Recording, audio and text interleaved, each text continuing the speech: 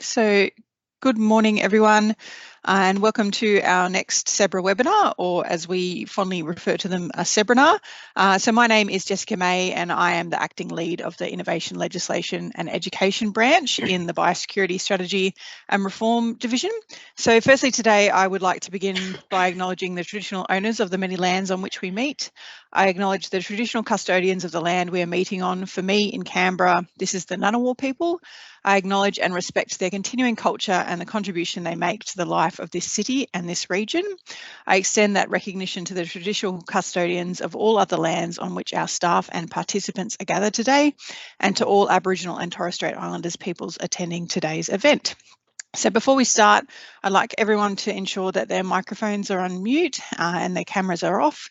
We will be recording today, so just make sure that your cameras are off unless you want to appear on the recording. There'll be an opportunity to ask questions after the presentation, so you can either use the hand up mechanism or otherwise add your questions in the chat as we go, and we'll come back to them at the end.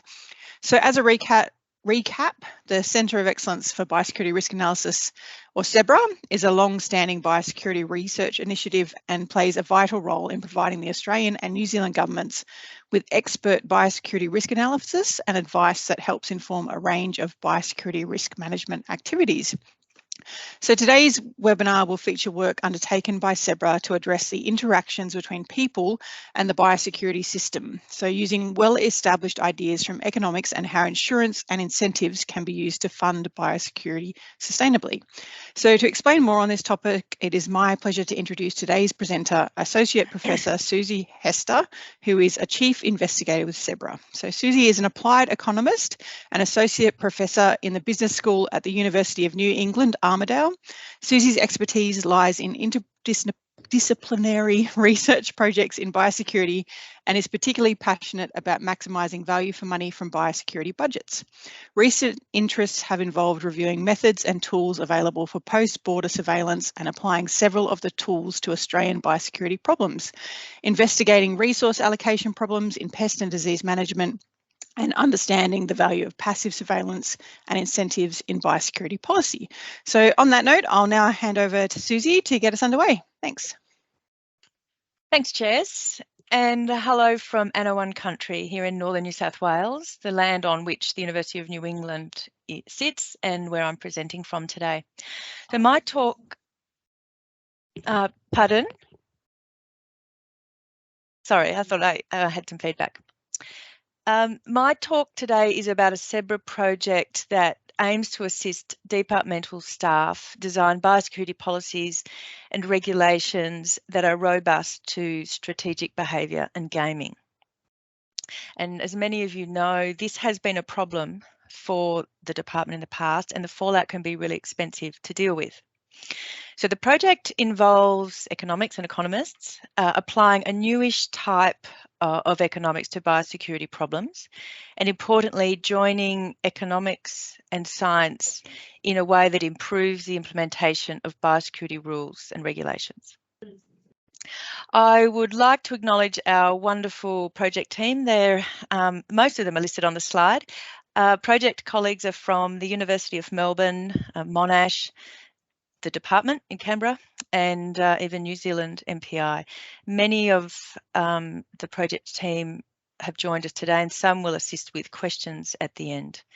And the material I'm going to present today draws from project work, other presentations, and other people's work on the project. I can't see any questions or hands up while I'm in slide presenter mode, so I'll wait to the end to address those and hope the project colleagues can maybe see them as the presentation goes along.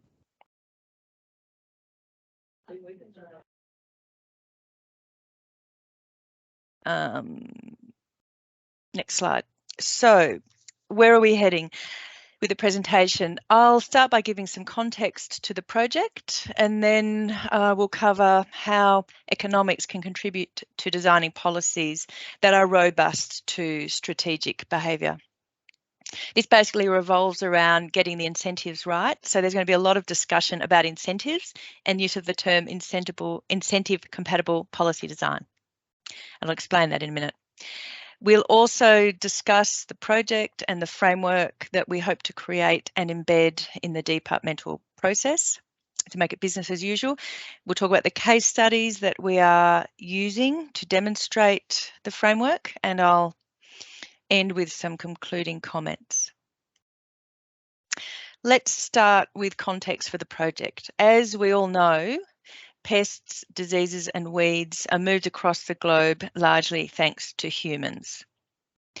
However, our current biosecurity system is largely science focused, not really focused on the behaviour of humans in that spread of pests and diseases. We know a lot about biosecurity threats and the science of managing them. For example, we know whether cooking, hot cold treatments, irradiation might be appropriate to reduce the risks of entry, establishment and spread. So we assess the risks based on science and we develop interventions to deal with those risks. Human behaviour and incentive effects are not explicitly considered in the design phase, but as we'll see, they could be. The department uses regulations to manage human behaviour. Those regulations are effective in preventing catastrophic outcomes. We hope, like banning certain products so that particular pests and diseases don't enter. But if regulations haven't been designed with an explicit focus on human behaviour, they won't be effective at modifying human behaviour in the way that the department might hope that they would. So the message from this talk will be that it is possible to consider human behaviour when interventions, regulations, rules, policies are designed. And I put to you that economics is a part of this. So what can economics offer? Well, economics can offer a different way of framing the biosecurity system and come to a solution differently to ensure that rules are strategy proof. And when we look at the biosecurity system with an economic lens, we would have as an objective the right or efficient level and type of protection from biosecurity threats. That's what we would be aiming to achieve. And the economic environment in which if we take an economic lens, we would talk about the biosecurity system in a different way, I guess, and we say that there are 4 givens. I mean, we've done some work in this area on framing the biosecurity system, and we have 4 givens, and they are firstly that delegation of biosecurity tasks to outside entities to undertake biosecurity risk mitigation involves risk. It creates risks. This is because we are moving the decisions away from individuals who have the strongest incentives to act in the interests of the department, that's the staff, to individuals and organisations who face weaker incentives to do so. And nevertheless, the department routinely relies on many outside entities to undertake particular biosecurity tasks. And I'm thinking here of competent authorities, national plant protection organisations, importers, vessel owners, to name a few.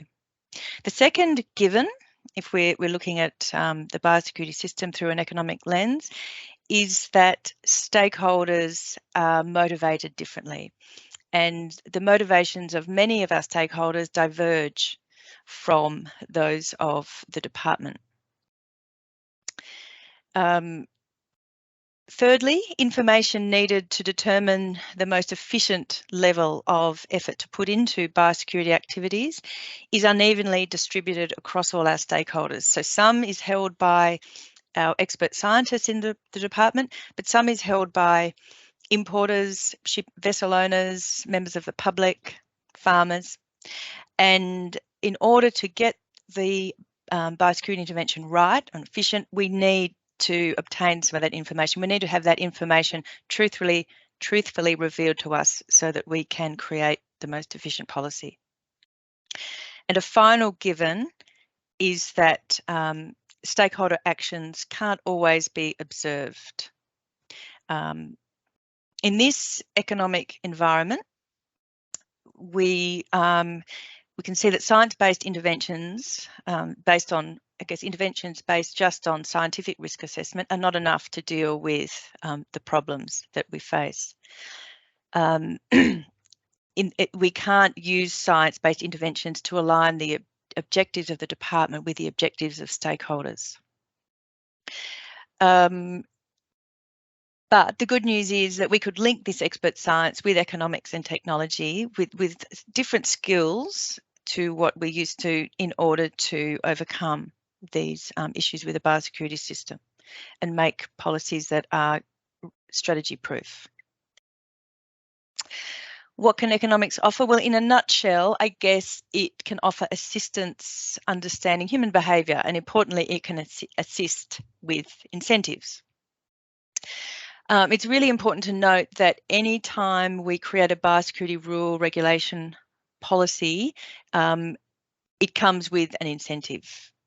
These are inherent whether that has been the objective of the policy creator or not.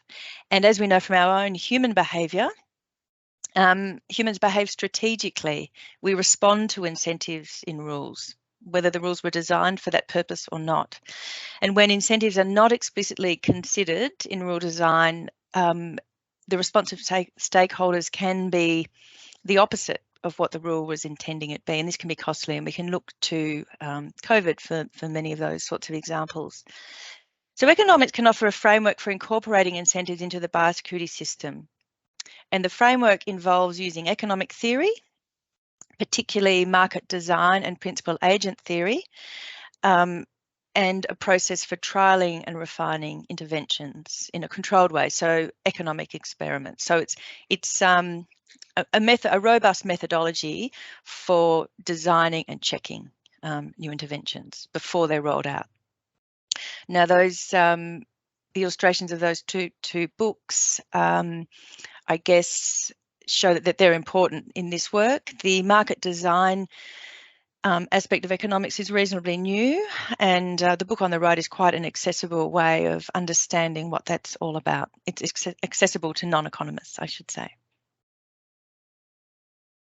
Which brings me to CEBRA Project 21C, Incentive Compatible Policies, a Framework for Regulatory Design. The aim of this project is to develop a framework which the department could use to create incentive compatible rules.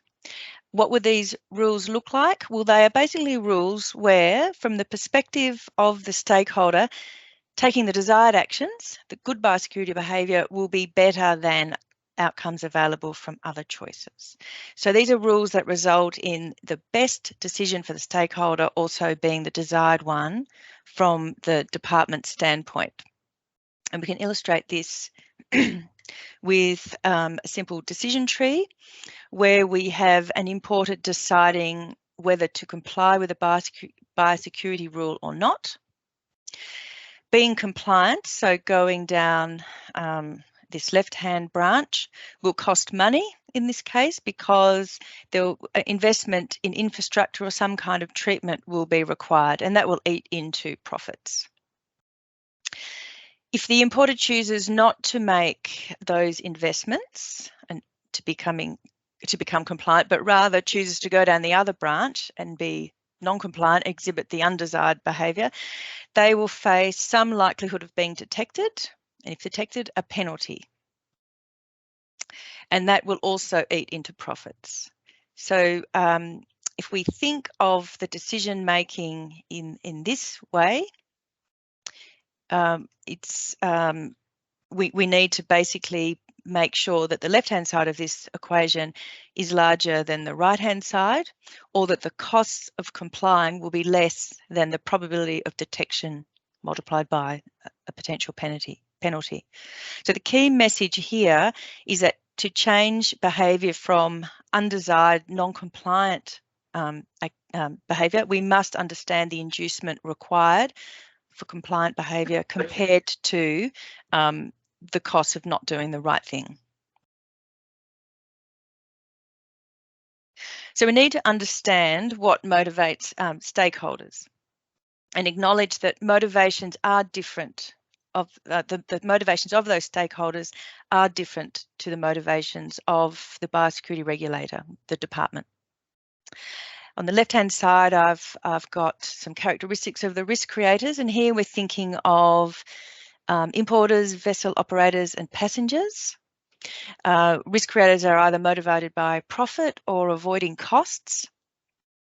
Their actions expose Australia to financial losses when pests, diseases, and weeds enter and establish. At the moment, these risk creators can't be pinged for creating for inadvertently introducing a pest, weed, or disease into Australia.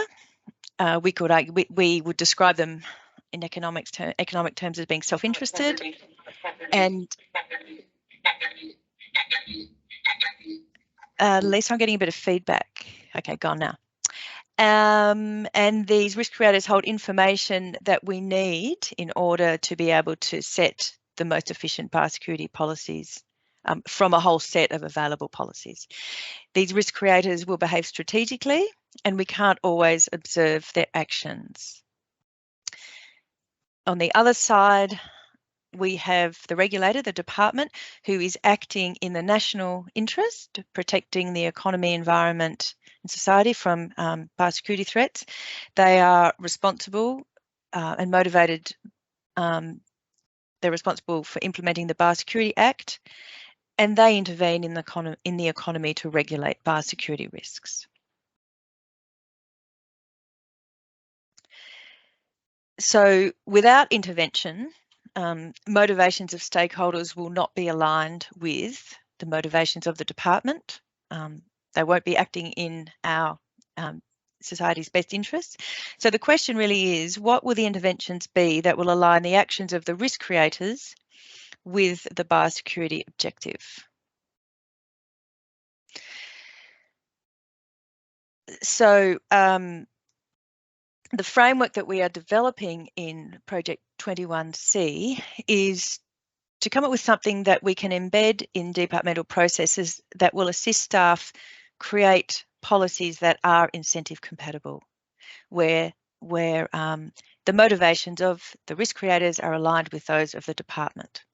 We have, in the framework so far, and it's still a work in progress, we have a diagnosis phase and a solution phase, and we'll go through those in a moment. We're going to demonstrate the use of the framework via case studies. At this stage, we have biofouling and cut flowers, potentially companion animals, and we are open to other suggestions. The final part of the project is to embed the framework into the departmental policy design process.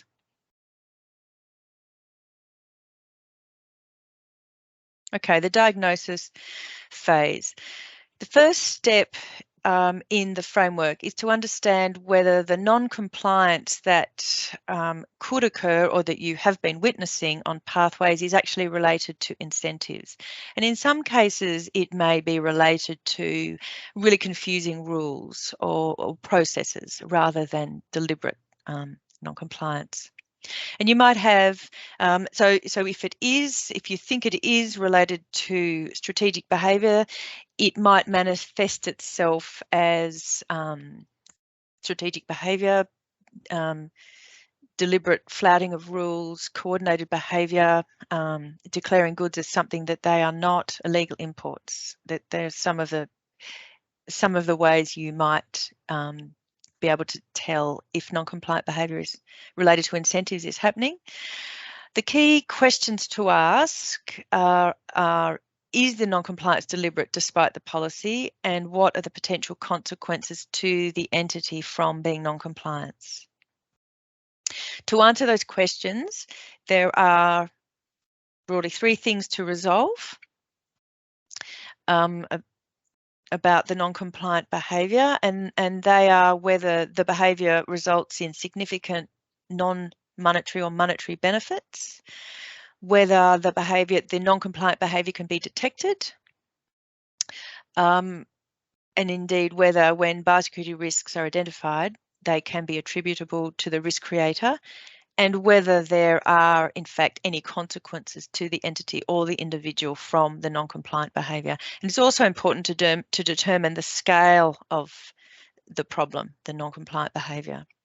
So of all the imports that come in, for example, how many of them are non-compliant? Key steps in addressing the problem involve understanding what the current driver or drivers of the non-compliant behaviour is, and understanding, connecting information about that to outcomes that the individuals or organisations undertaking the non-compliant behaviour might care about. Now, in the project, we are taking two approaches to implementing, or two approaches to implementing incentive design and the framework. The first we have called pathway overhaul, and this is about what you could do if you wanted to completely rethink or redesign a pathway from scratch, and this would involve using biosecurity risk insurance. The other option we have called pathway fine tuning, where with staff identify potential vulnerabilities in policies and rules, and or future rules, and policies are designed or modified to be strategy proof. Now, I also should acknowledge that we are very well aware that there may be limits, perceived or actual, to possible policy changes that could occur as a result of this project. We're demonstrating and continuing to define the framework as we go through the demonstration stage. We're using two case studies at the moment. As I said, we're happy to include others. To describe or to demonstrate the pathway overhaul approach, we are going to use biofouling, and to demonstrate pathway fine tuning, we're going to use cut flowers. We've made the most progress with the biofouling case study and biosecurity insurance, so I'll start with looking at that one. Okay, so marine biofouling is the accumulation of aquatic organisms on submerged structures, especially ship hulls. And ship hulls are indeed what we're worried about in this case study. When biofouling accumulates on ship hulls, it can be transferred to new locations via ship movements, where these organisms could establish and become invasive. In fact, biofouling on internationally plying vessels is a significant vector for translocation of exotic marine species. To manage biofouling, the department currently requires vessels prior to arrival in Australia to provide information on how biofouling has been managed on their vessel. And if they don't comply with one of 3 accepted biofouling management practices, they are the target for inspection and potentially costly directions to remove biofouling. Now, it's important to note that biofouling on the flat surfaces of vessel hulls causes drag, which increases fuel usage. So vessel owners already have a financial incentive to manage biofouling on these areas. We're not worried about those. However, if the government didn't intervene, if the department didn't intervene and require vessels to manage biofouling in niche areas, they would not do it. So that biofouling in niche areas is a significant problem, and we're talking about propellers, sea chests, and bow thrusters, as highlighted in this graphic. So the biofouling case study is focused on biofouling in niche areas. One of the reasons we're able to think about redesigning the rules around the biofouling pathway is because the rules are currently under review in the department and being worked upon at the moment. So to apply the framework of pathway overhaul to this case study, we first need to understand the non-compliant behaviour, and confirm that, in fact, as a marine biofouling team suspects, there is a problem with incentives. And indeed, on this pathway, non-compliance with biofouling rules does result in significant benefits to vessel operators. Proactive biofouling management can be extremely costly. There are also resource pressures in the department that impact on their ability as regulator to detect non-compliance. And there are penalties for non-compliance, but these are large, but they're seldom applied. So I guess the situation is ripe for problems with incentives. The next task is to identify the mechanism, including the incentive structures that are needed to align the actions of private vessel operators with the national biosecurity objectives, and while also maximising the value created from shipping activities across the globe, given our biosecurity requirements. Now, significant background work has already been undertaken on this area, on biosecurity risk insurance, and we're able to, on biosecurity risk, I should say, and we're able to apply that past work to biofouling and to create an incentive compatible mechanism. So in a nutshell, biofouling is a class of risk. Now, we know that in other sectors of the economy, risks are managed through insurance, but insurance markets haven't emerged in biosecurity because risk creators don't bear the financial consequences of incursions, and that can be described by an economist as a market failure. Now, work has been done, and you can read about it in the Stoneham et al. Article on why insurance is absent, and that work has led us to believe that we could design an insurance mechanism for biofouling that would overcome the problems, the reasons why insurance hasn't emerged for biosecurity. So biofouling risks appear to be insurable, just like risks of having an accident are insurable, or the risks of flood and fire are insurable. And so the pathway overhaul involves designing an insurance mechanism for biofouling. And in a sense, we're just adapting the standard approach to managing risk in other sectors of the economy, but this time to biofouling. We will use actuarial principles and indeed actuaries to understand biofouling risks. We'll also apply incentive theory, and in doing so, we will be coming up with a new type of insurance. So how will the biosecurity insurance mechanism work for biofouling? This slide details how we envisage it operating. Vessel owners will be required to purchase biofouling risk insurance, and premiums will be calculated by actuaries based on biofouling risks posed by vessels. And we have data and expertise in the department that can assist actuaries undertake that task. Risk ratings will be linked to verifiable biofouling management plans that exist in the shipping industry at the moment, that detail how biofouling is managed. Vessels that have a verifiable BMP will be treated as low risk, and so they will pay low premiums and they will be inspected less often.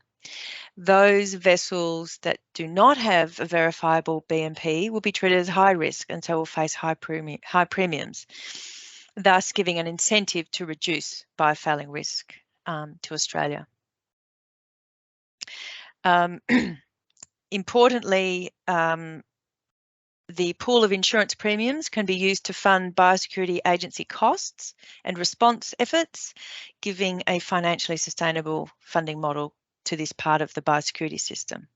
And it's important to note here that an insurance premium is different to a levy on imports, and it's a really important point.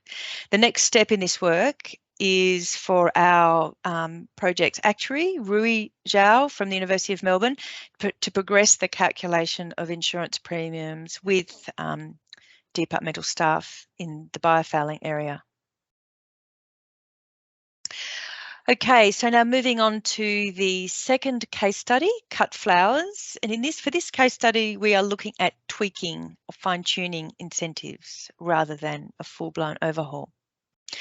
We've chosen this pathway because it has a history of relatively high non-compliance and also a history of recent policy changes that appear to have significantly improved compliance. Before we can think about modifying incentives on this pathway, we're going to spend some time understanding how or if elements of those recent policy changes actually affected incentives. There's an assumption, I guess, that they did, but we need to understand that fully and disentangle the policy changes, and that will allow us, I guess, to learn from that policy experience for other pathways. Once we understand what has worked and why, how, we will then be in a position to design or fine-tune elements of the current policy to improve incentives. And down the track, we would aim to test and refine policy using an economics laboratory process and even evaluate through a field pilot. So as I mentioned, we're not as progressed with this case study as our biofouling case study. We do have data now from the cut flowers team, and we're starting work on the data analysis.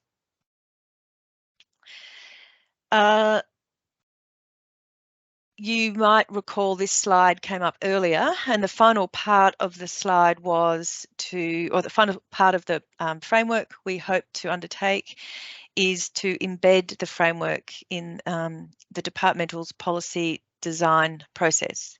The project team have had preliminary discussions about this, and but again, we haven't fixed ourselves on a process yet. It may be that it may be as simple as embedding a question into the policy design process, such as, is the policy incentive compatible? And that would then trigger use of the framework and data gathering and so on. It may also help policy officers answer that question by hooking up with compliance people who have a wealth of experience in how stakeholders game the system and avoid the rules. So part of understanding whether a policy is likely to be incentive compatible or involves kind of, I guess, having dark thoughts about human behaviour and what could go wrong. And some people are better at that than others.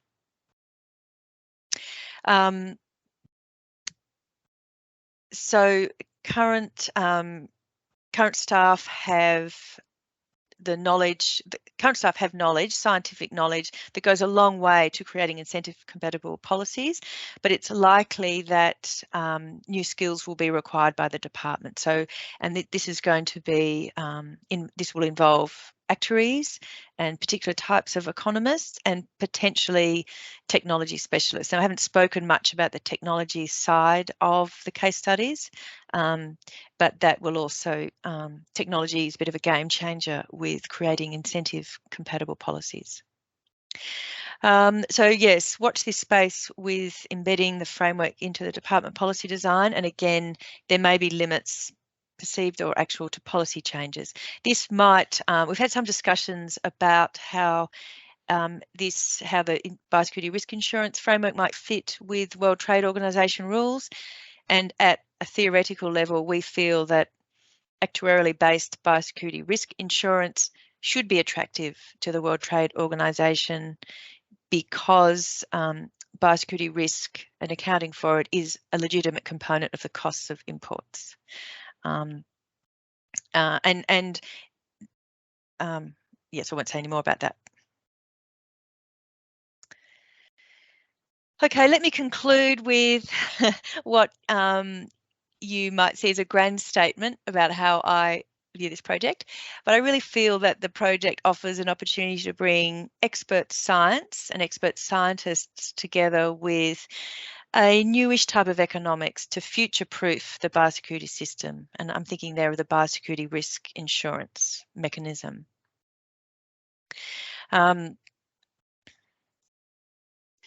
We apply science, I guess, to mitigate biosecurity risks and impose interventions, but we don't explicitly consider stakeholder response to when we design those interventions. And this can have dire consequences, as I mentioned earlier, and it can be really costly. So explicit consideration of incentives and human behaviour in policy design will improve efficiency and effectiveness of biosecurity interventions. It will build on the science, knowledge and skills of departmental staff and add another layer of sophistication, I guess the icing on the cake, but it will require new skills to be brought into that policy design process. I spent a lot of time in my presentation talking about biosecurity insurance. This would be a new type of insurance. Australia, I guess, is unique in this. I mean, if it comes off, I guess it can be applied in other biosecurity systems. There's a new type of insurance. It is potentially applicable across the biosecurity system, so not just to biofouling, but more broadly, and in fact has application domestically for a range of sectors. And importantly, it would give us a financially sustainable funding model that stakeholders have been asking for.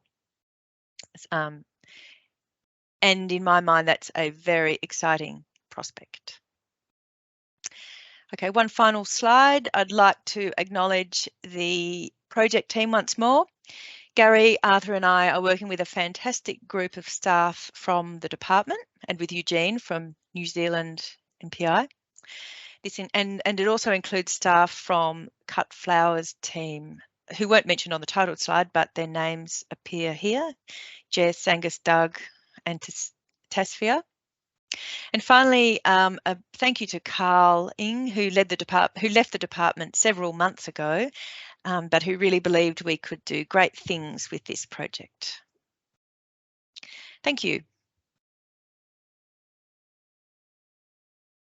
Great, thanks Susie, that was an excellent presentation.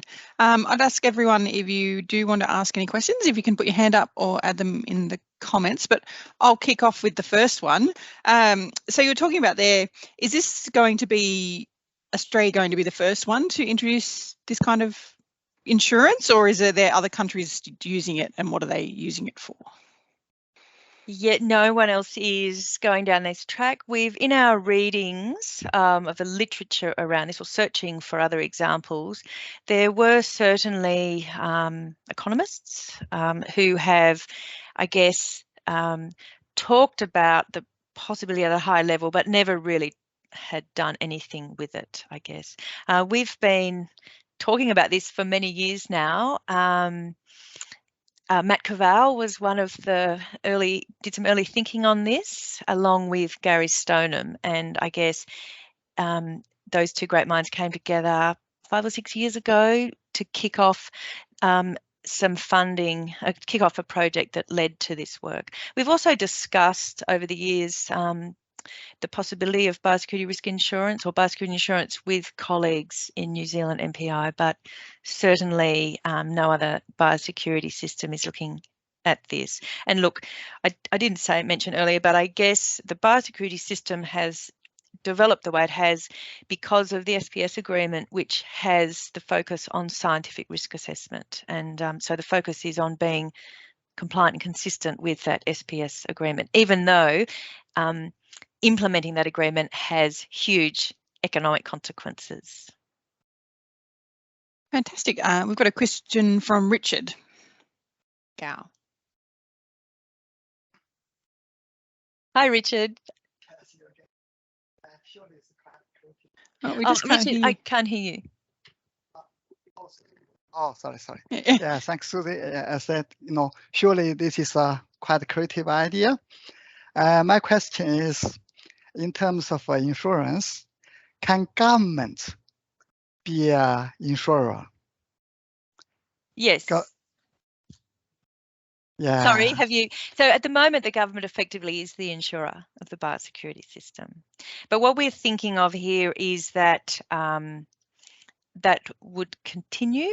But I guess we haven't spoken about this insurance to outside insurance providers. But yes, look, effectively now the government is the insurer, but what would change is the way that it acts as the insurer in the future.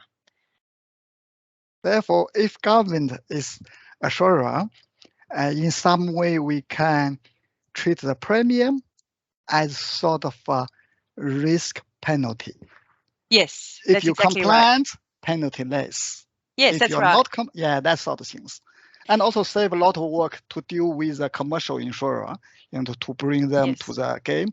A lot of work in that sense.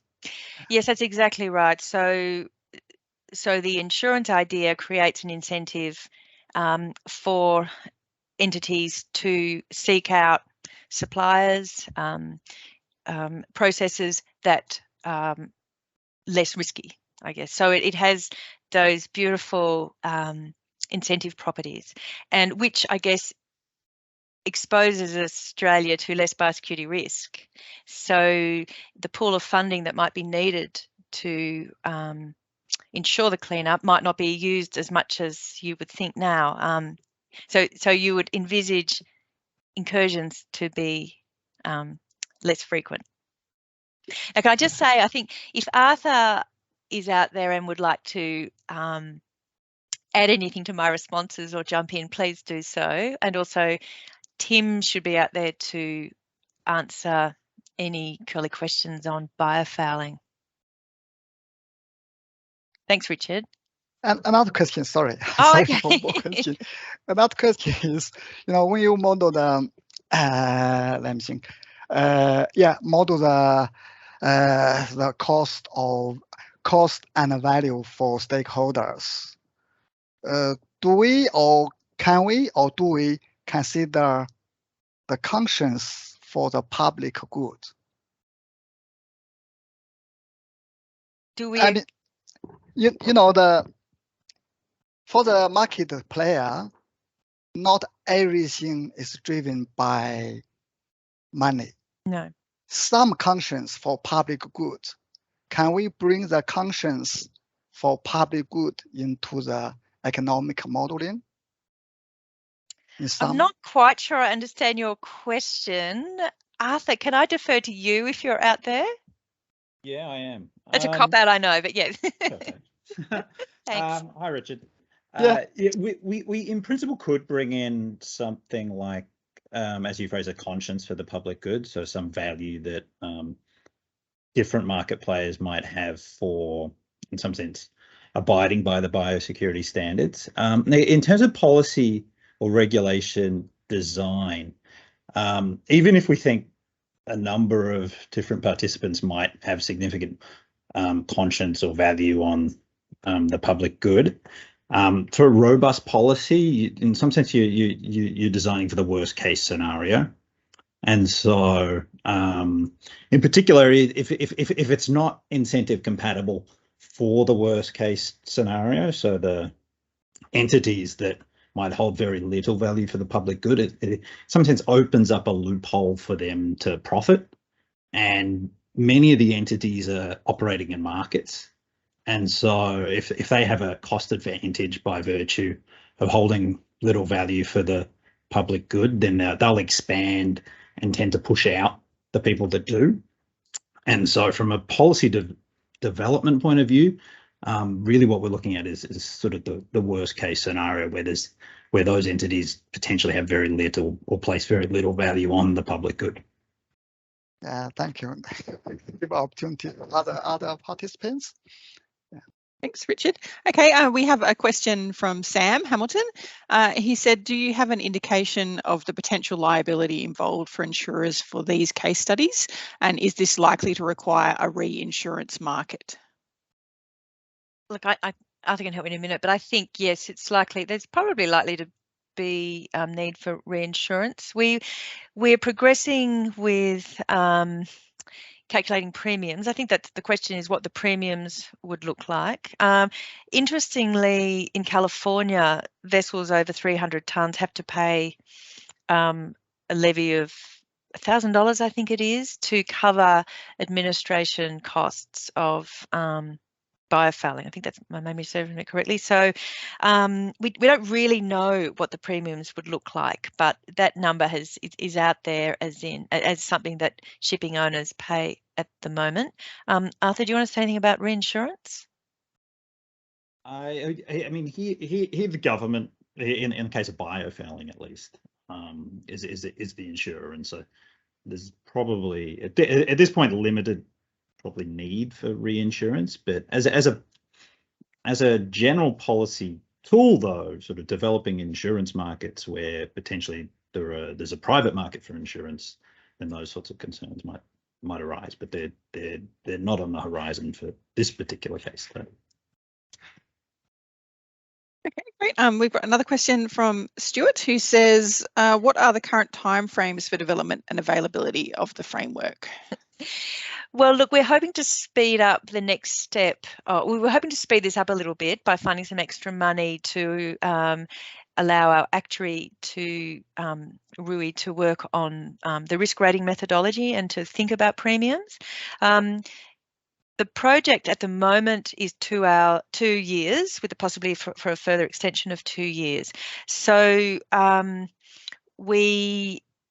guess it's long term. It's not going to happen within 6 months. We've got to make sure we get the mechanism right. So that's where we're up to at the moment. We've got the theoretical model, and we now need the scientists to work with the actuaries to come up or to see what sort of data we have, what we might need, and what we can do with the data that we have got. And because this process, I guess, is not set in stone, over time we would, if the mechanism was implemented, we would refine premiums as we go along and gain more information. Wonderful. Okay, another one from Marion, who says, could biosecurity insurance lead to undesirable behaviours? The example is, as in the companies think we're insured if there is an incident, so they engage in more risky behaviours. Well, look, if you think about car insurance, house insurance, I mean, actuaries have this, that's what they guard, they write policies to guard against that sort of behaviour. So that's what we'd be aiming for here. Okay, great. Another one from Anita. It says, you speak about the insurance model being financially sustainable. How do you envision the funds or premiums moving from the insurer to government to fund the system? Well, I guess, I mean, if the government will be the insurer, so how, I guess the question might be, how is that money hypothecated to be available? I mean, that's something to tackle down the track. I don't think we've really thought about that, but I imagine it would be possible. Plenty of, I mean, there are precedents for having pools of money that are just to be used for certain purposes. Yeah, so I think we need to be guided by departmental staff on that, government staff. Okay, we have another one from Vivian, and she says, I think there is a similarity between the biosecurity risks and cybersecurity risks. In the case of the government being the insurer, how do we make sure that the premium pool would be sufficient to cover the potential costs, including costs of class actions, etc.? Probably leading on from the last one.